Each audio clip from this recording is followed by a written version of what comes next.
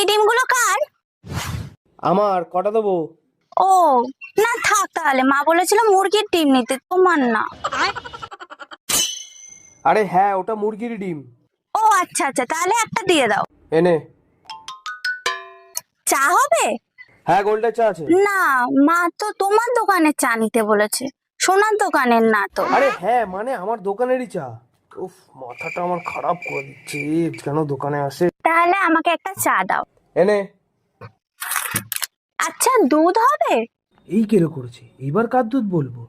যদি red cow বলে, ও যদি আবার না নেয়, তাহলে আমি কি বলবো এখন? আর যদি ওটা আমার দুধ বললি, কি বাবা, আমি কিছু উল্টোপাল্টা ভাবছি। এই নেই নেই নেই, আমার দোকানে দুধ নেই। তুই টাকাটা দিয়ে যা তো দেখি এখান থেকে।